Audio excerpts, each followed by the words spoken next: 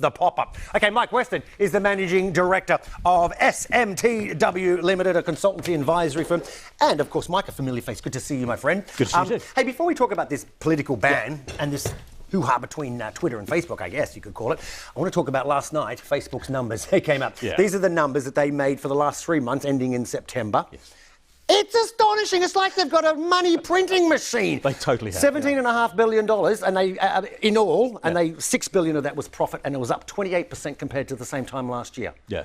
I mean, despite the controversy. Despite the controversy, almost because of the controversy, because it's helping them to build up their attention span and their value in the marketplace. It's almost as though the controversy has actually fueled their earnings growth. Yeah, but they're also signalling companies out there who advertise with them. They're going, well, look, Facebook does what it wants. All I can do what it wants. All I want is the 2.8 billion eyeballs. No one can touch them for reach.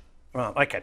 So, the Twitter announcement. Yes. Symbolic in some ways because the money that Twitter makes from political advertising is kind of minute compared to, say, Facebook.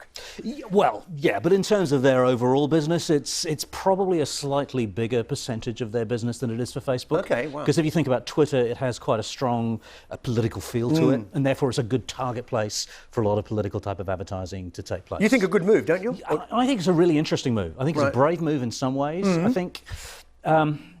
clearly, there's, again, that word controversy, there's a lot of that around political advertising, particularly online. When you get into a world of micro-targeting, ads can be run, as Jack Dorsey said last night, ads can be run that no one actually has any oversight over because no one else knows it's happening. Wow, okay. So it's like that. It's only going to the targeted audience, exactly. Is that what you're saying? And so there's no opportunity then to vet it for truth.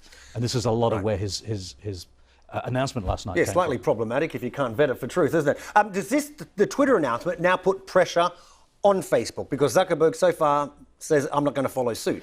Clearly Zuckerberg's trying to avoid it doing so, but I think it's inevitable that it will. I think we are at a point now where there is a move to actually clean up political advertising, because who knows who's funding it, right? Yeah. So, because there's some speculation that if Facebook does continue allowing it, that in the last election it was all Russia. Yeah. There's concerns going forward in 2020. It could be China.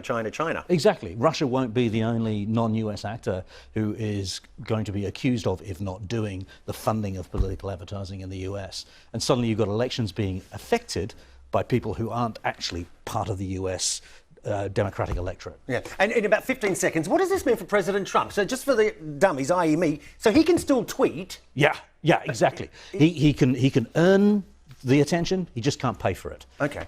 Right. Mike Weston, short and sweet, but we always appreciate your time. Thanks very much for coming on in. You stay there. I'll do all the running around. Hey, let's talk about this.